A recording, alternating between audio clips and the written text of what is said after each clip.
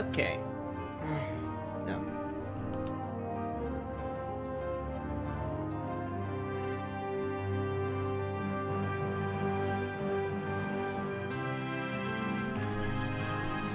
Okay. Let's get started for real. Alright. Good afternoon and salutations. My name is Calypso, aka Mint Carousel, and welcome to the stream. Today we're playing an octave higher. So, I do in fact have prior experience with this game. I played a little bit of it. The thing is, I hated it. So, maybe you're wondering, why am I playing it again if I hated it? Well, it was a long time ago, and I think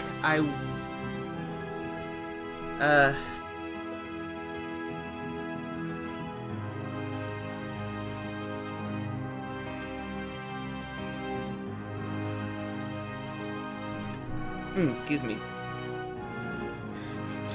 And I think I'm probably would be okay with it. I don't know how to explain it. I mean, I could just point it out when we get to it because it's pretty early on. But what I had looked at the store page summary, and apparently you can choose to support a revolution or squash it. So I think what I was not impressed by sort of leads itself into that, and I could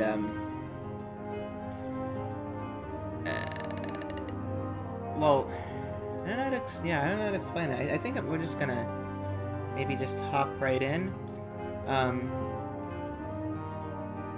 Yeah. Just one sec.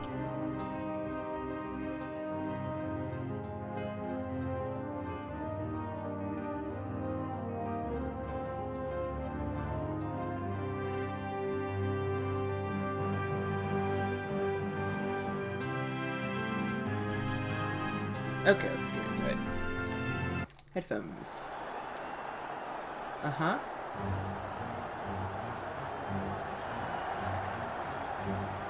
Ladies and gentlemen, the moment we've been waiting for, the main event of Lord Godwin's birthday celebrations, a sorcerer match between Lord Godwin's son, Lord Frederick, and a mystery challenger. Oh. Do I click? Okay. The 6 crystal balls floating in the corners of the hexagonal arena are glaring with nervous hold on.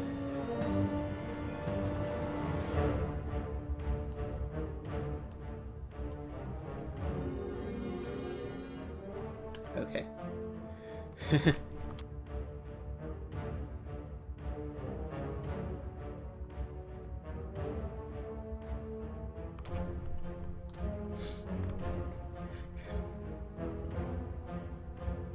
As if they, like the willpower-filled mana boiling in my hands, were growing restless awaiting the start of the match. My opponent and I are standing face to face at the center of the massive arena, separated only by an old wizard referee. That's a phrase, old wizard referee. Is the music is still too loud for me?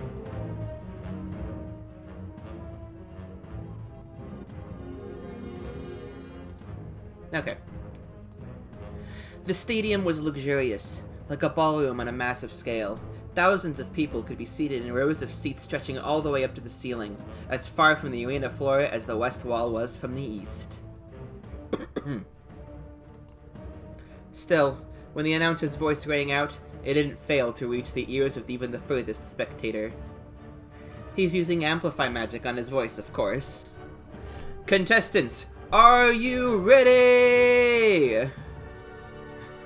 The wizard gives me a solemn look, but also gentle like a grandfather. A weak smile peeks from his bushy white beard and mustache. Frederick Godwin? I'm ready. These formalities annoy me. Let's begin. Janice Wolfe, Are you ready? I am. Hey. A woman. This must be a joke. Huh. And for my father's birthday celebrations, no less. Oh, it's the main character that does this. Okay. This might be... What an absolute piece of shit. I hope... A few weeks ago, I complained to my father that my matches were getting too easy, and I wanted a real opponent who could fight. I'm gonna make him whiny as fuck. Now he's giving me this kind of match, and he calls it a special event. This must be his way to spite me. Is this woman even a sorcerer player? Oh god.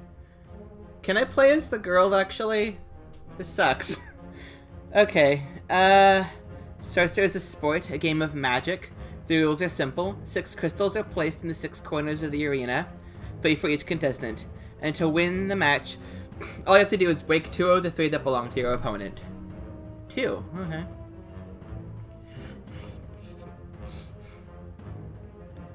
This is the fun of the game. Because your opponent only needs to break 2 of your crystals to win, you can't just camp in front of 1 crystal and guard it. You have to keep moving and use strategy. Okay.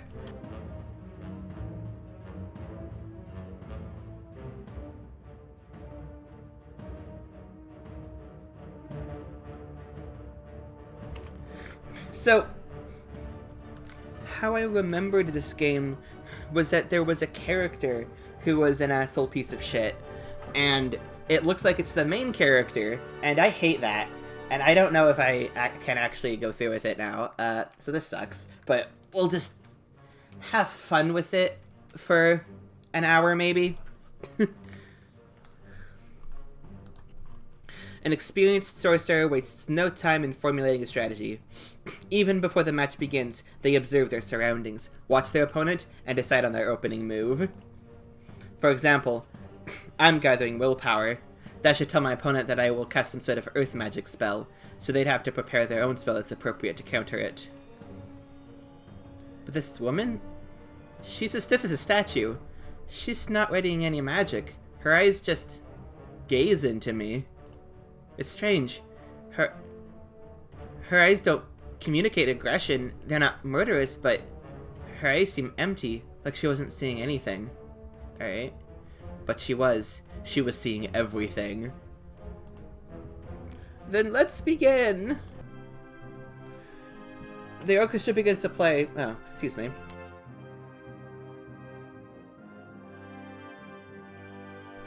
Play furiously as soon as the wizard signals the start of the match.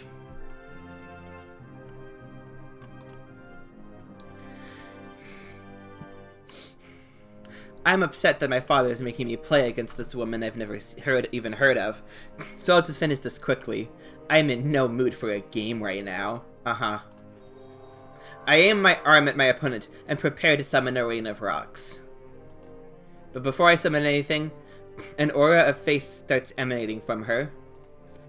She aims her arm at me and opens her hand wide. Her palm flashes, then... a violent jet of wind bursts from her hand. I need to block this. I quickly raise my willpower-filled palm and cast my spell. Summon! A wall of rock erupts from the ground in front of me. The wind slams against my rock shield. The shield breaks and crumbles, but not before stopping the attack. But I'm not waiting around. As my shield crumbles, I'm running off to the side, gathering courage magic for the next volley. I feel my right forearm heating up with fiery power. But my opponent isn't idle either. She prepares to counter me with a magic spell of her own. Intelligence, huh? That's fire against water. This'll be interesting.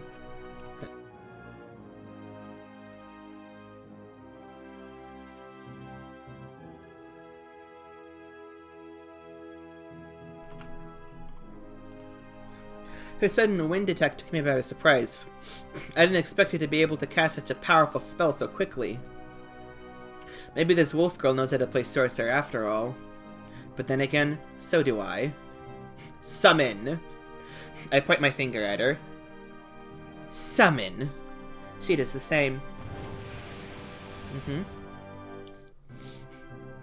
A gush of fire roars from my finger at my opponent. A sharp blast of water shoots from hers. It nullifies my attack and even packs enough of a punch to stagger me when it connects. Damn it, is my fire that weak? I quickly recover my composure and turn to my battle stance. I'm drenched now, but that's a minor discomfort. Wolf eyes me with an almost quizzical look. What's with that fire, kid? I thought you were pretty good with the way you reacted to my first attack, but then... Who are you to ask me such questions? I am a Lord of Overture, little Miss Wolf. Shut up and fight me. Okay, buddy. And then the woman smirks at me. She's underestimating me now. That will work in my favor. Alright. Very well. However, she isn't one to be trifled with either, and I will not make the same mistake twice. As I gather willpower, my opponent starts building up faith. With swift, precise motion, she brings her right hand in front of her face, the open palm facing her. It's another summon of wind. In that case, I'll just... No, it's not just a summon. Wolf suddenly closes the hand to a fist. She invokes Amplify on top of the summon. Faith, summon, and amplify. It's a tornado. Before I have time to consider my next move, Wolf straightens her arm and opens her hand. A tornado stretches dozens of feet into the air and barrels towards me. Alright. I try to summon the willpower I have built up, but it's too late. The tornado has sent me flying. I hit the ground hard. Arg! I get back up, but Wolf has already prepared another tornado. Who in the name of the gods is this woman? I need to reevaluate my strategy. Let's see. My work shield won't be able to withstand that tornado. I can cast another earth magic spell like Quake, but I don't see how I can help in this situation. At any rate, I don't need to beat her, I just need to break her crystals. But attacking the crystals openly probably wouldn't work. I expect she knows how to protect them.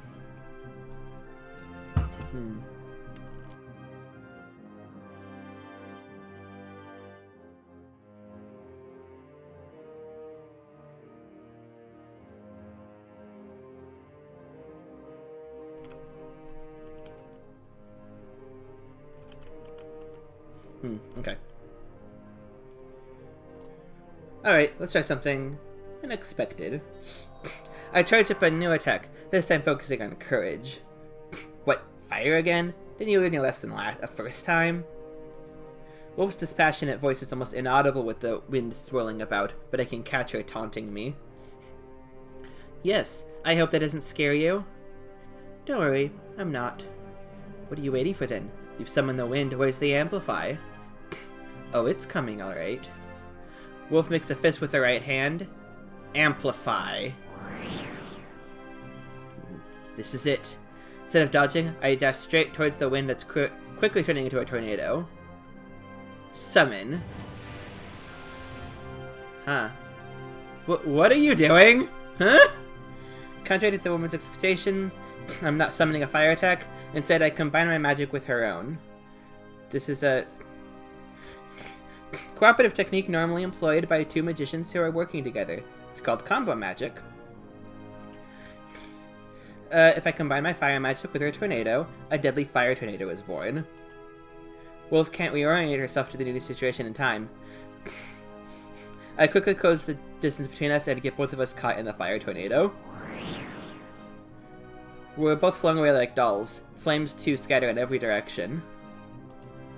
An attack like this would be a disaster for the audience if it weren't for the magic barriers around the arena that are maintained by security guards during sorcerer matches. I don't see where Wolf is now, but as for me, I have managed to steer myself toward one of Wolf's crystals.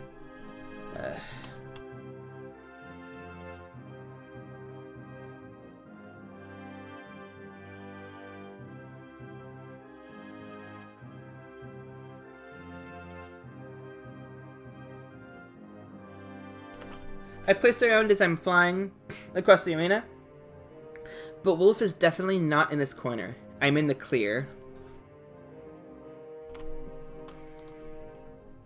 I do have a problem in that I'm too high up in the air. With my current trajectory, I am sure to fly over the crystal, not onto the crystal. Lucky for me, I still have another trick up my sleeve. I am gifted with willpower. He who has strong willpower is a master of the earth. He who is a master of the earth is a master of gravity. Amplify.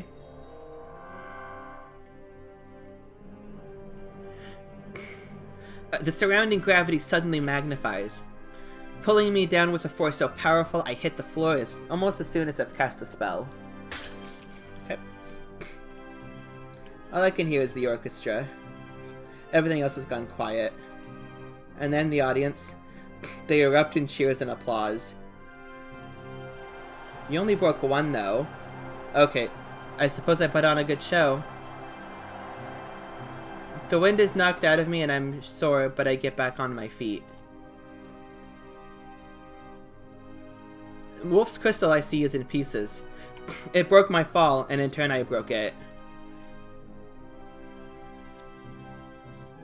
One of her other two crystals seems to have been damaged by the scattering flames, but it wasn't broken. Her last crystal is undamaged. Okay. My own crystals were all damaged by the fire, but none of them have been broken. This gives me the upper hand. If I can get to her damaged crystal, the match is mine.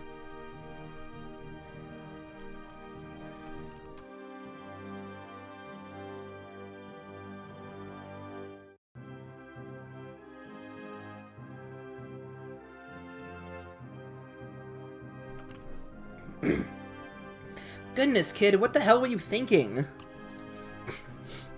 That was called scoring, little lady. Sometimes you have to sacrifice yourself for a point.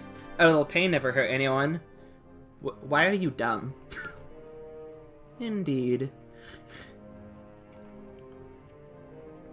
The old wizard slowly floats down between us, having used wind magic to distance himself from the stunt I pulled with the fire tornado. Nice reflexes, old man. Are both of you able to continue? In fact, that old wizard just gave me an idea. Yes, I'm fine. So am I. Wolf faces me again.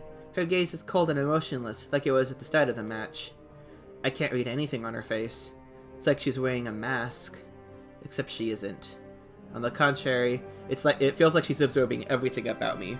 It's like she can read my soul. Well, I certainly won't give her time to read her fill. Quickly, I charge my next attack. Willpower, transform. I aim at the ground and cast a quake. The arena shakes furiously. An earthquake? I'm sure this kind of magic would hardly do any damage to a mage at Wolf's level, but it doesn't have to. All I need to do is delay her tornado for just a few moments while I recharge my willpower.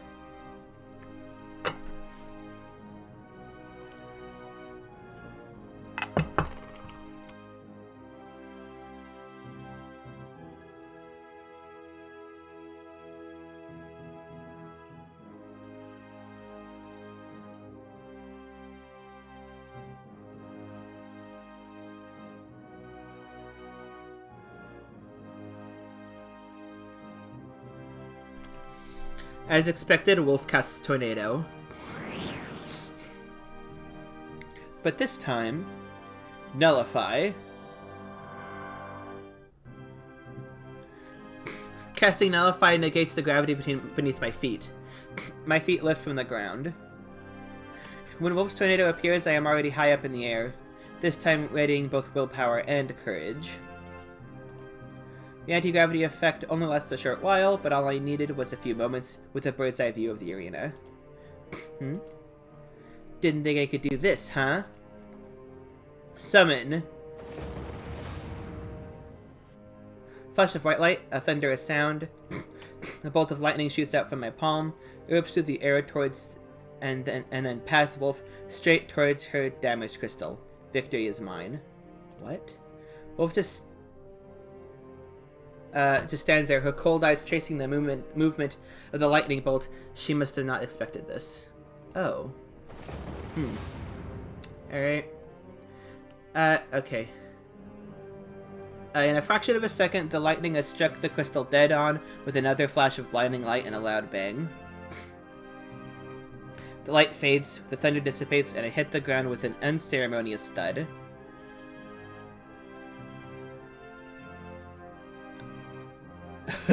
Ignoring the pain, I forced myself to stand up in order to accept victory from the referee. However, the referee hasn't moved. I look at the crystal and see that it's only slightly more cracked than before. What? Damn it, damn it, damn it.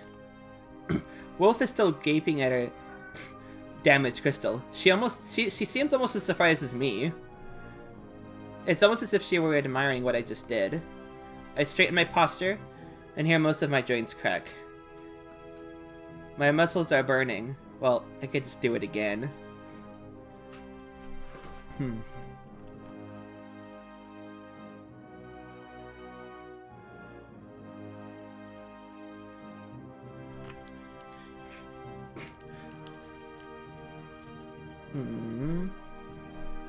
That was lucky. Sometimes these things happen.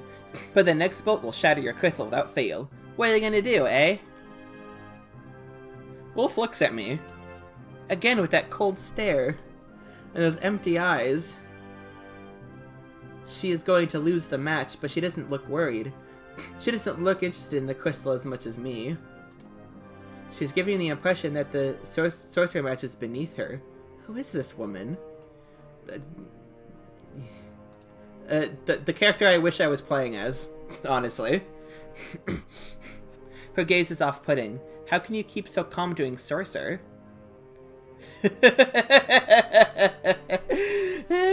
God, I wish I was her. Suddenly, she burst out laughing. I like you, kid. You're crazy, and I like crazy. Especially that chick with the fire tornado. How'd you come up with something like that? Sorcerer is surprisingly amusing, I have to admit. Just as I thought. She's not a sorcerer player. Throughout the match, she has never once tried to score. She just defends herself and attacks me. What is she? Oh, is she like military?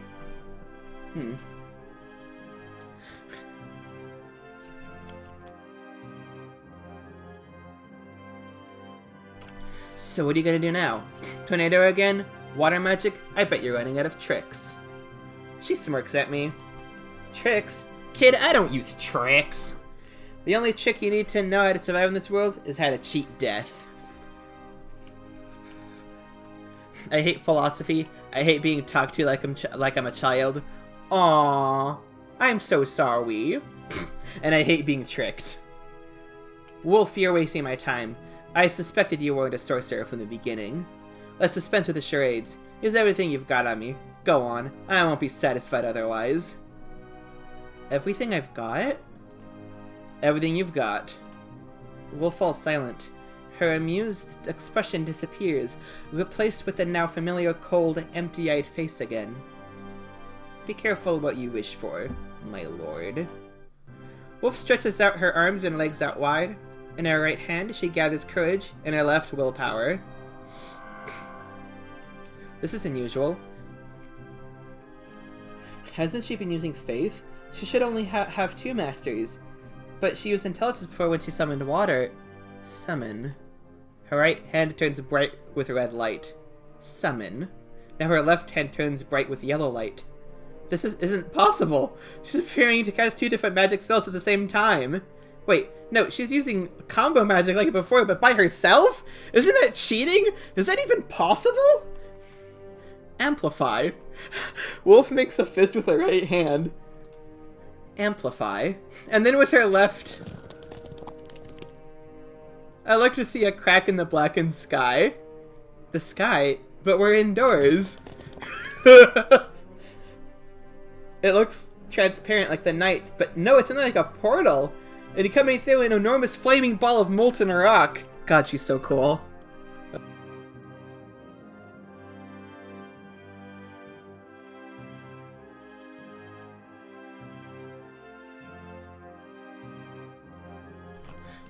So I hope this isn't too annoying, but I definitely need a cough drop, and ugh.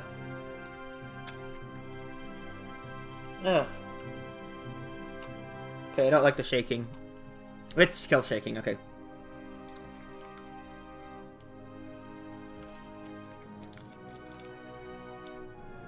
The object keeps growing and growing, but still it's not at the rim of the portal yet. It looks like it could be 40 feet across. 50. 60! I'm frozen. I've never seen something like this before. I'm going to die! At my father's birthday celebration, I'm going to die! Oh, good. Can we switch to her perspective after you die? Stop! I turn to where the shout comes from and find our referee standing right in the front of Wolf. His ears reddened and his wrinkles all curved into V's. What in the name of mana are you doing calling Meteor in a sport match against a 17-year-old? Oh, he's 17! Okay, maybe he'll grow out of this. Meteor? That thing is... Meteor? I've heard of this magic, but never imagined I could actually see it. I didn't think it could be summoned indoors. I glance up again, but the portal has disappeared, and with it, Meteor.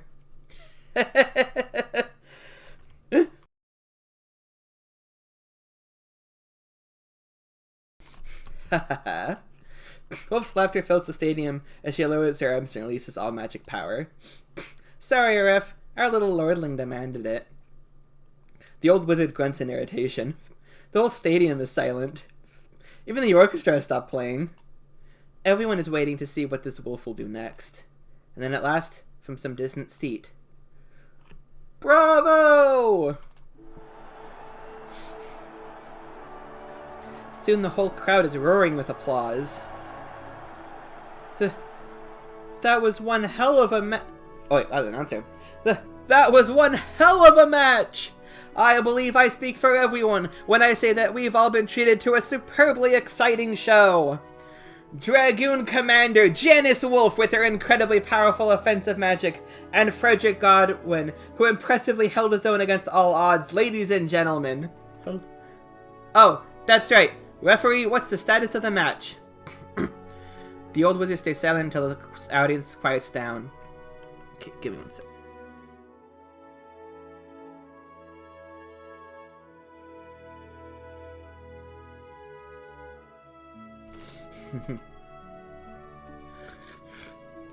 I declare this match over.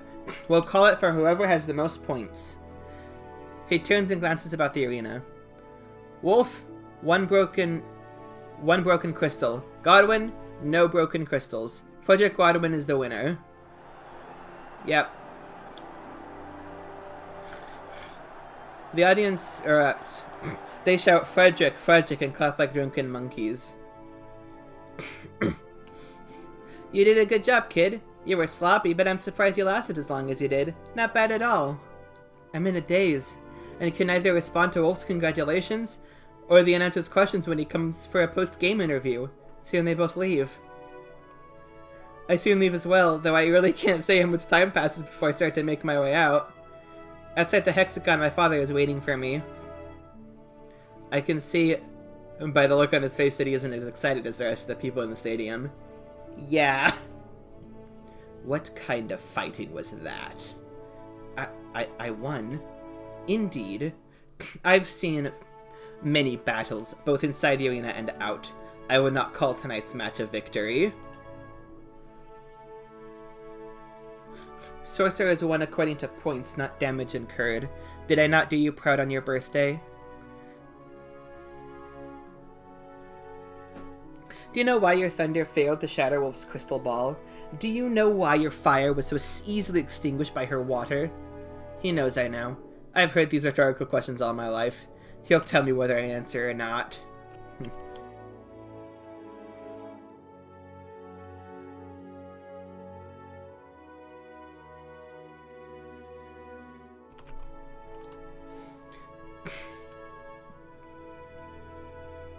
Because fire and thunder depend on courage, but you are not gifted with courage. Your strongest magical traits are willpower and compassion. Why don't you ever use compassion-based magic? Heal is an infinitely useful spell. It's certainly much a better choice than fire and thunder, for heaven's sake. Huh.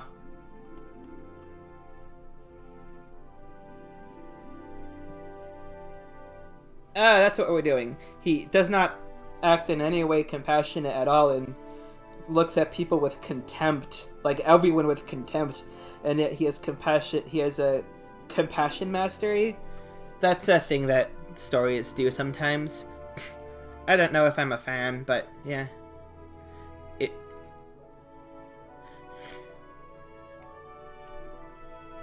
If you would just play the game slowly, healing yourself when you had to, you could have made the match into a battle of endurance. In such a contest, he who has compassion has the advantage. You could have beaten a wolf if you used your head. I could have beaten her. In other words, I didn't. Compassion is useless. I'm doing just fine with courage, and I did beat her. Oh, is that so? My father's face makes a pitying smile. What about Wolf? She was using faith and intelligence at the beginning, but that meteor was willpower and courage. Oh, she's a cop? Ugh, no one is good here.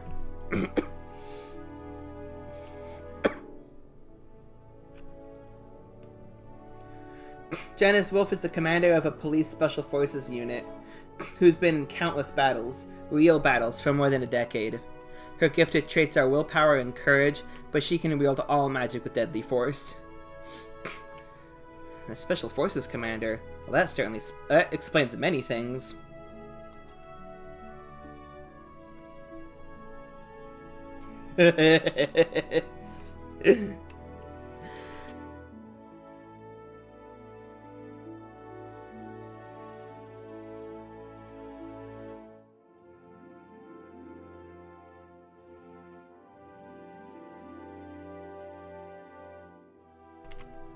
So her gifted traits are willpower and courage, but she was only going to use wind and water magic on me? She was playing with me. I need to get out of here. I storm out of the Sources Stadium through the departing spectators. Lord Frederick! Best fight I ever saw! Unbelievable, Lord Frederick. You beat a Dragoon commander. The fire tornado strategy was brilliant. This match was historic. Lord Frederick, you'll be a great maid someday. Their words are meaningless. What does a lord care for the opinions of those below him? Bruh. Peasants and bastards, the whole damned lot of them. Okay, buddy.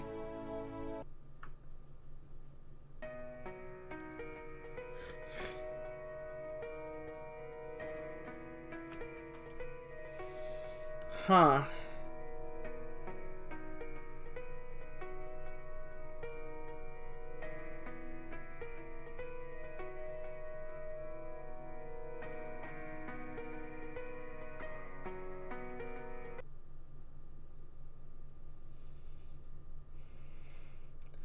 Wind day, 24/6 till this AM 3:13.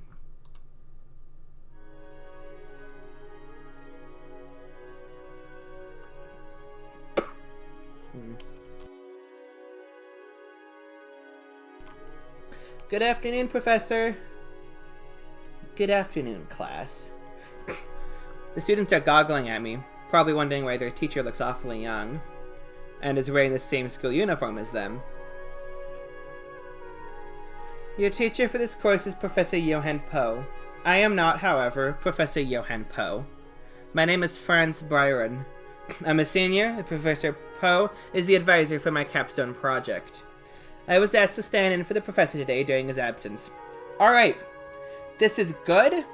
I don't have to spend all my time playing as Frederick. I will just hate every fucking second of playing as Frederick when we eventually go back to his perspective.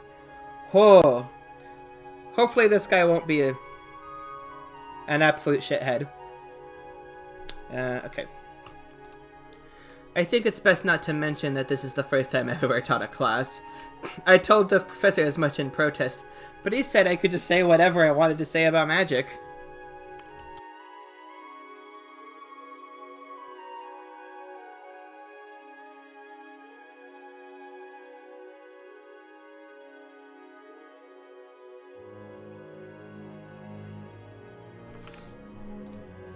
Well, let's see how this goes. Welcome to Introduction to Magical Science. It sounds harmless enough, right? Well, maybe so.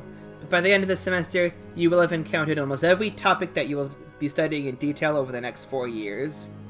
So you should probably open your notebooks. As half the freshmen scramble for pen and paper, I wonder what kind of student my professors thought I would become.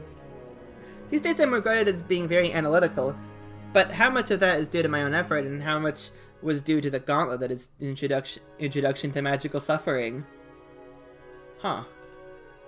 As we used to call it. Oh. Cool. Just think. 3 months ago, these freshmen were still middle school students, oblivious to the woes and worries of the world. 4 short years ago, I was the same as them. Well, they knew what they were getting themselves into when they decided to study this science of magic in a conservatoire.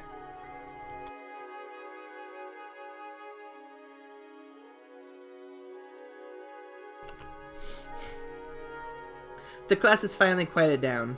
It's time to start my first lesson.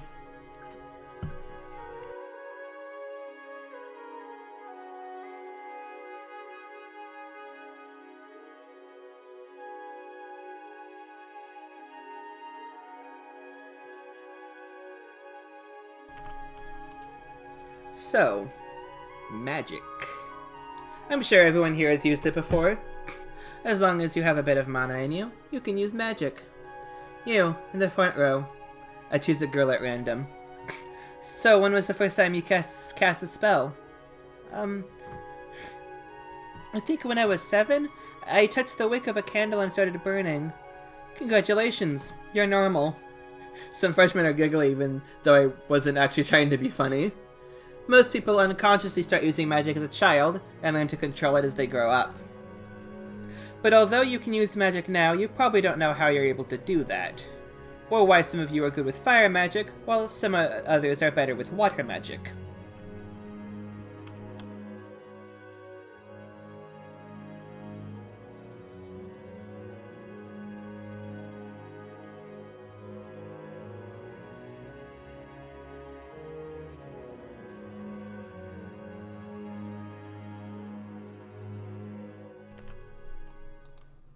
Or why you can sometimes cast a particular spell, but have no idea how to do it again. Well, what we call the science of magic is kind of the roadmap that we've made that will help you better understand these things. I stop and observe the freshmen. They seem interested enough in the subject. Well, maybe. Now that I'm up here, it really is hard to tell who's genuinely interested and who's staring right through me. As you all know, there are 5 magical traits that a human can have. These are courage, intelligence, willpower, faith, and compassion. Any magic is based on one or a combination of these traits. For example, water magic is based on intelligence. In addition, there are 4 types of magical abilities that can act on those 5 traits. They are Summon, Amplify, Nullify, and Transform.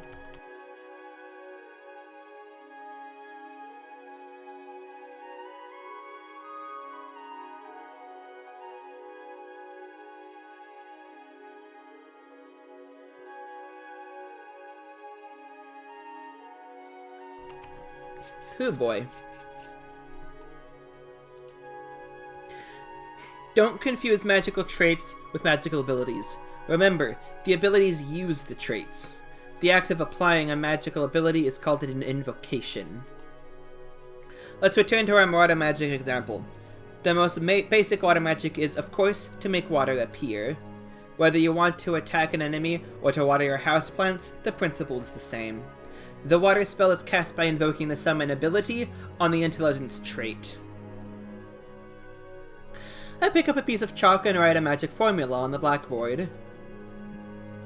This is what we call a magic formula, and this one defines the formula for a simple water spell. You read that as, invoke the summon ability using the power of intelligence. I face the freshman again. It's really one of the simplest magic formulae. It only requires 1 invocation. Summon is the most basic of magical abilities. If a magic spell makes any kind of physical matter appear or materialize, it almost certainly involves summon. Fire is summon on courage, wind is summon on faith. Don't worry, you'll have these memorized by next week. And then there's Amplify, which is used to increase some aspect of your magic, to make it stronger, faster, larger.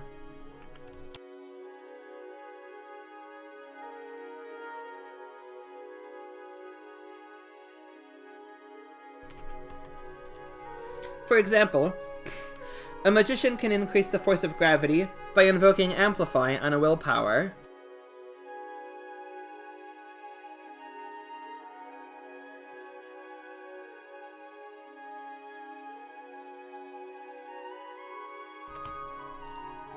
Or, for example, a more common use of Amplify is to strengthen a summon spell.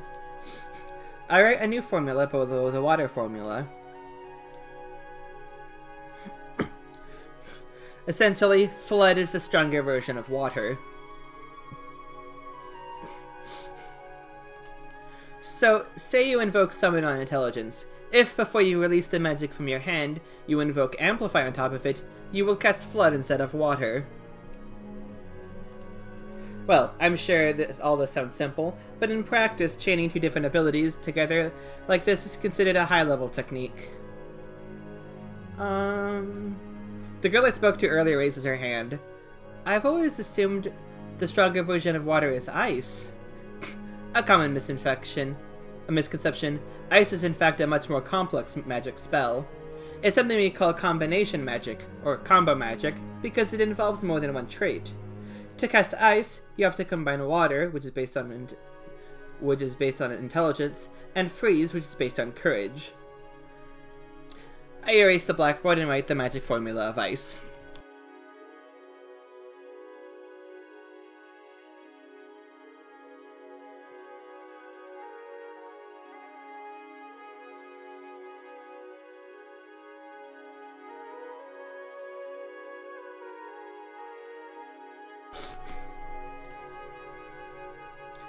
As you can see from the formula, there are two invocations that are combined to cast the spell.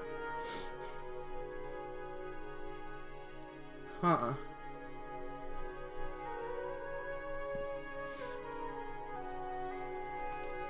Oh, and Nullify is just the opposite of Amplify, if you are wondering. It makes something become less. Some of the freshmen look confused. Well guys, no pain, no gain. If this formula looks complicated, take a look at this. If you wanted to make your ice spell even stronger, or if Ice Storm wasn't good enough for you, there's always Blizzard. The freshmen look grim as they put down the chalk. Some of them might be having second thoughts about taking magical science as their major. Don't panic, it's really not that complicated once you understand the basics. The sound of the bell has an effect on the freshman akin to a revive spell. That's not too far off the mark, come to think of it. The sound of the bell is produced by a magic machine that summons the wind to ring a small bell, and then amplifies the resulting sound wave. Oh, that's right. I didn't even mention magic machines. The study of magic machines belongs to the magical engineering department, but us magical scientists are expected to understand the basic principles of their design and function.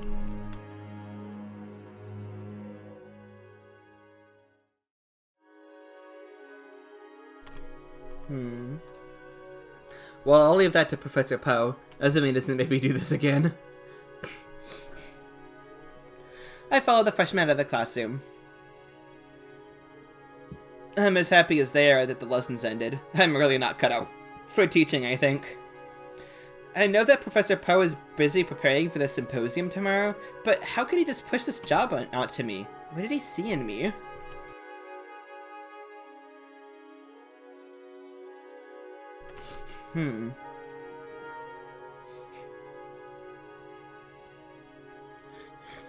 Yeah. Alright.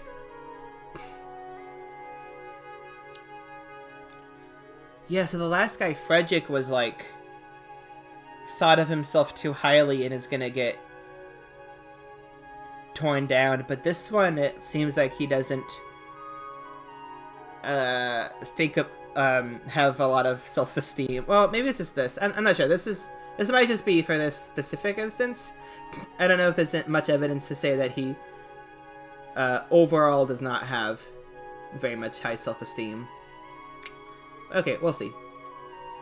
Speaking of the symposium, I remember that I have my own preparations to make. Professor Poe wants me to discuss the research that I'm doing for my final year project. My project? It's hopeless if you ask me. Okay, there's... Alright. But tomorrow I need to sell the idea to a room full of professionals. The annual symposium held in Conservatoire de Overture is not a mere school event. Even though it takes place in a conservatoire, it will be attended by many renowned mages from across Overture. There's a lot of French-sounding words. My Lollyrock title really fits even more now.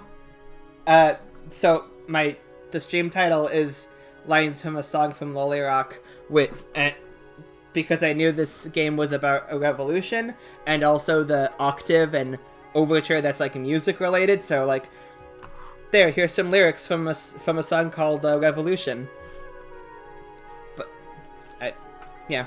Anyway, after all, this is the most prestigious school of magical science and engineering in the city.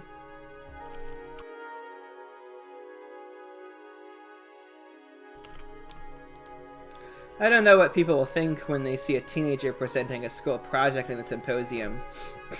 I mean, I haven't even started the project yet. Oh! Oh no! Oh no! Oh god. Mood. I strayed down the hallway towards the main entrance, paying little attention to the dwindling masses of students. It really is a beautiful institution. In a few hours, these halls will be entirely empty. At such times, you would be hard-pressed to identify this place as a school. The conservatoire is as elegant as a lord's mansion. I recognize some of my classmates in the hallway, but I'm not close enough with any of them to bother with greetings and such niceties. Well, that's hardly surprising. We're just strangers who happen to be sharing the same road in life. After this year, we'll go on our separate ways. Hey, Franz! Well, here comes an outlier. I turn in the direction of the cheerful female voice. Franz, where have you been? I thought you didn't have classes in the afternoon today. I know I said that I'm not close to most students here, but there are exceptions. Hey, Aretha. Have you been looking for me? This is Aretha Blyton. Blyton. Okay. No, you're Byron. Okay. Yes, Franz, I've been looking everywhere for you. I was dying to see you. She is not my girlfriend. Don't worry, love. I'm here for you now. I repeat, not my girlfriend. So where have you been? Around. Where have you been looking? The cafeteria. And? Just the cafeteria. You were just having your afternoon tea. Bingo! You know me so well, don't you? You're just easy to read. Aretha has this particular... particular way of laughing her heart out that's just pleasant to watch, and makes you want to laugh along with her. We start walking. I was teaching a class. Professor Poe asked me to fill in for him. Whoa, cool. It's really not that exciting. Are you sure? I bet you were checking out the girls. Was I? I might have. The class did have its fair share of cuties. I'm not a pervert like you, Aretha. But you thought some of them were quite cute, didn't you? Am I blushing? Maybe she's not the only one who's easy to read. It's almost sundown when we leave the conservatoire building.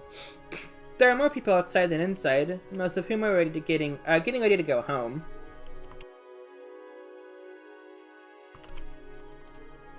While we're walking toward the street outside of the conservatoire courtyard, a girl I don't recognize notices us and waves.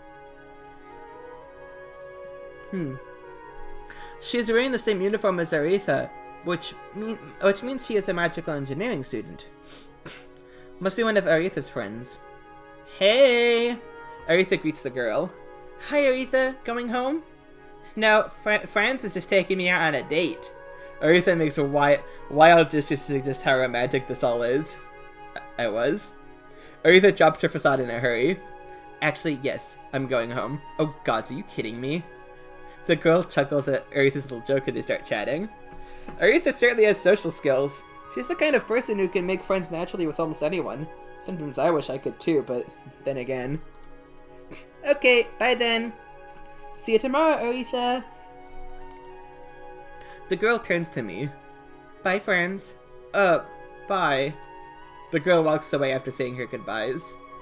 Do I know her? I ask Aretha. Maybe? Wouldn't you remember someone you've met? Not at all. I often meet people whom I don't know, but seem to know me. This is why you don't have many friends. Well, maybe she knows you because... Well, maybe she knows you because you're famous. Am I famous? Aren't you the top student in the Department of Magical Science? There is no denying that my intelligence has helped me earn good grades. I may or may not have been named that at one time. These days, though, it's more likely that Professor Poe's in my research project that's causing a buzz. Did I read that right? Outside the conservatoire, the street is crowded with people who have just finished work and are jostling to go home. Aretha and I cross the street to a crowded omnibus stop. We get in line behind a dozen other people. Aretha stands in front of me. Isn't the line a little too long? She turns back to face me. Can't be helped. It's rush hour. Across the street, just outside the conservatoire, I see a student picked up by a personal chauffeur in a carriage. He gets into the carriage and plops down in the back seat, while the driver sits in front. Once he is comfortable, his driver uses faith magic to manipulate the wind around the vehicle. The carriage floats into the air and presumably off to home. I want my own carriage too. I give Aretha a look that says, who doesn't? Oh, friends, you're gifted in faith, aren't you? Yes, but I don't own a carriage.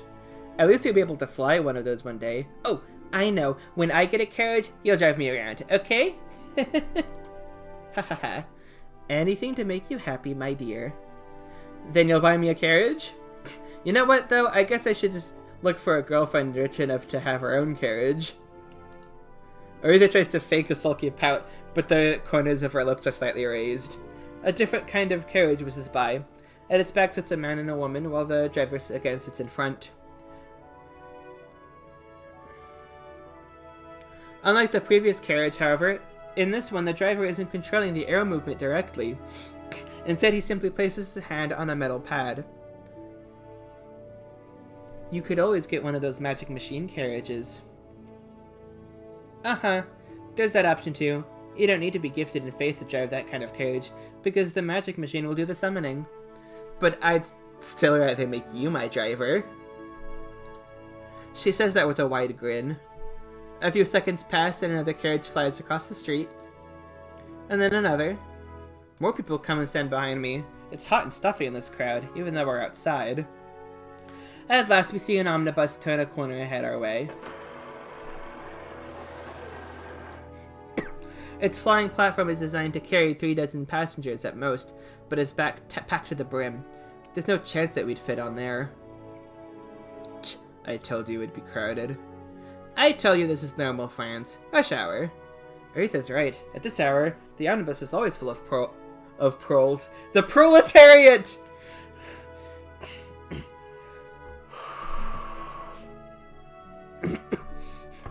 Oh, I was wondering what kind of revolution this game had in store. If it's a proletariat revolution, oh, I am excited. Coming home from the factory. I don't feel like standing here. Let's just go.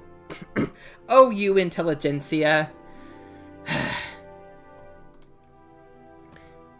You're very snobby for someone who can't afford a carriage. I have nothing against proles. I just don't find the idea of standing on a bus platform with more than 36 other people terribly exciting. You have the attitude of an aristocrat. I don't know whether it's good or bad. Bad. It's bad. It's bad. Fake it till you make it, right? You will not make it. We head in the direction of an aristocratic neighborhood. The pearls don't commute through that area, so the omnibus won't be as crowded. I look up and see that dimming orange of the western sky. The sun has just now set. As the city darkens, a man in a uniform walks to a nearby pole on the sidewalk. When he gets there, he raises his hand and points to the top of the pole. A ball of amber light appears and hovers a few inches above the pole, illuminating its surrounding area.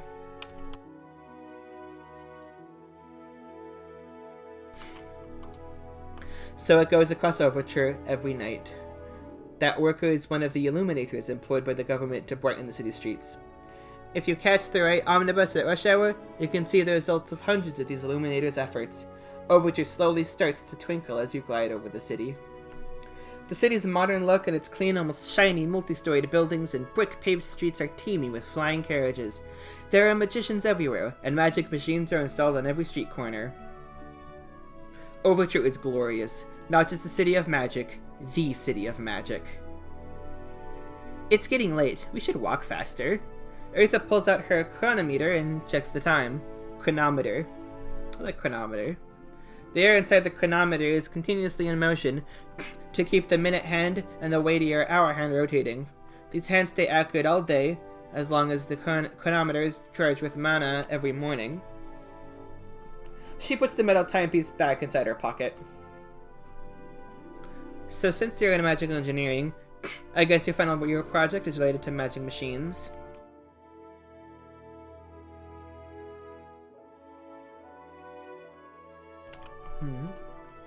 Aretha's eyes seem to sparkle at the mention of her final project.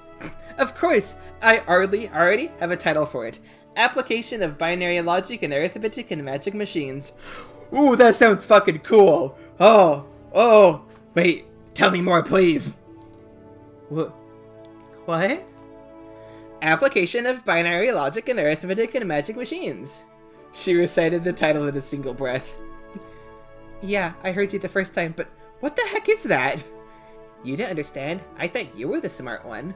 I understand the words, but to me, it sounds like you're trying to get a magic machine to do math. Bingo! You're the first person to guess it right away, friends. Aretha is beaming. Apparently she's proud of this idea. Aretha, that's preposterous. It is not, and look who's talking. Aretha is right to call me out. The topic Professor Poe convinced me to undertake is even sillier than magical math. I guess we are in the same boat, sort of. So, which professor forced you into this? Oh, no. You misunderstand. I chose that topic myself. Aretha, we truly are star-crossed. You've committed the academic equivalent of a suicide by choosing your hopeless topic, whereas I'm about to be murdered by mine. We'll be factory workers within a year. Squinting away my smartassery, Aretha continues. It's really not impossible. The magic keyword, here, is binary.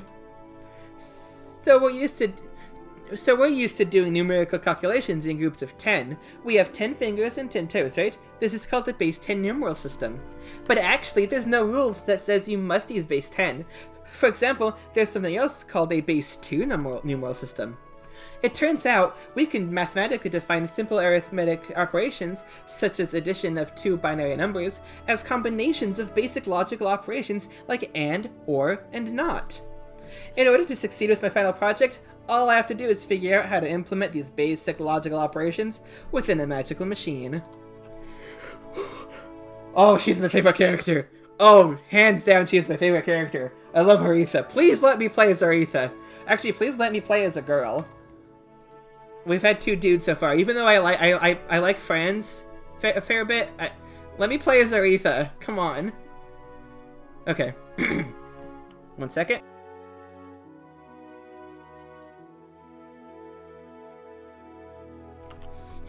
I think I'll be able to do that by manipulating the flow of fire and water. If I can make fire represent a true value, and water represent a false value, then I have two values, a binary system. You do realize I'm a magical scientist, right? We don't think in numbers. Listen, friends, what I'm saying is, I may be able to make a calculator machine, powered by magic! That sentence doesn't make sense. That's okay. You'll come to understand my genius someday. She's so good. Oh my god. I don't tell her this, but if Aretha is confident about our project, it's probably going to be a success. It's easy to forget because of what a whimsical character she is, but Aretha is a very intelligent person. When she puts her mind on something, she has the willpower to see it through to the end. Wait, are you telling me that her two masteries are intelligence and willpower? I don't think... We haven't really seen a lot of characters in our thoughts, but the Frederick guy didn't really call another person intelligent or having willpower, but this guy does. I wonder if it has something to do with that, like he's like a magical scientist and so he thinks in terms of like the magic inside of other people, and so when he's describing other people or relating to other people, he uses it in magic terms. Intelligence, willpower. I think that's kind of cool of him. That's a really good character trait that I've noticed. That's really good. This game might be good, actually, as long as it keeps my interaction with Frederick to a minimum. I think I will enjoy this game, and also as long as I can be on the side of the proletariat. That just I have to do it. Well, if she can make magic do math, then maybe I don't need to worry too much about my own impossible project. What is it? I want to know. Finally, we reach the omnibus stop.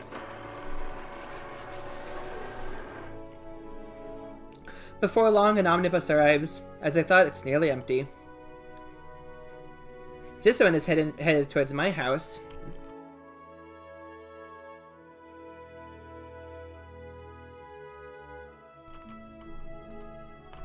Aretha and I normally go home in the same omnibus, but the buses at this stop travel different routes, so we need to part ways here. Well, take care. Say hello to Dr. Blyton for me. Will do. See you tomorrow! She waves me goodbye before stepping onto the omnibus. As our omnibus pulls away, I take a deep breath and look around. This neighborhood is slightly nicer than my own. It would be nice to own a house in a place like this someday.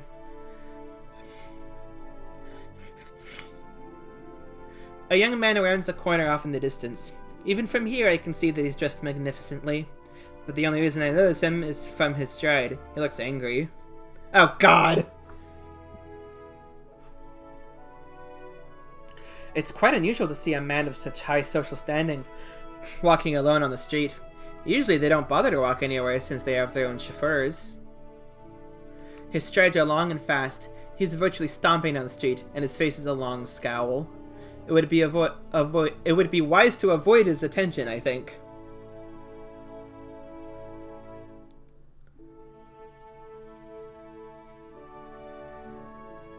No, not Frederick again.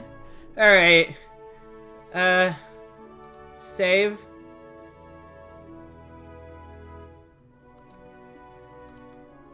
Alright, well...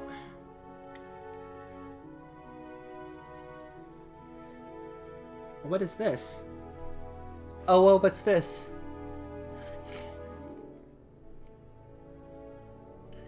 Okay.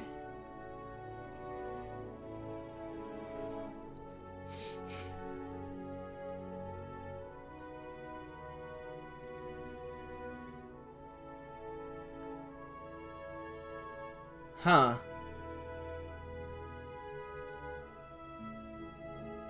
I'm trying...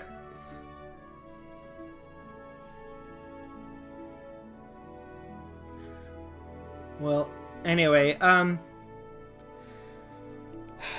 think I need to rest my voice, so it's gonna stop here, for now. I don't know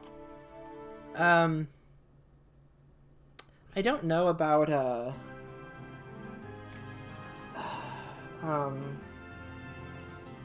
playing at the 1 a.m. stream.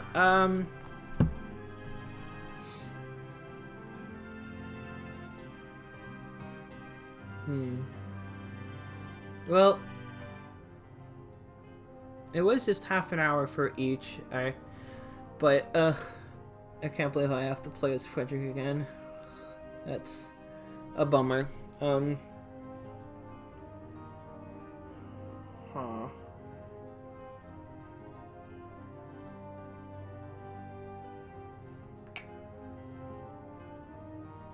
Well, this game has promise. I'm not going to drop it, like, but it was definitely a possibility that I... Yeah,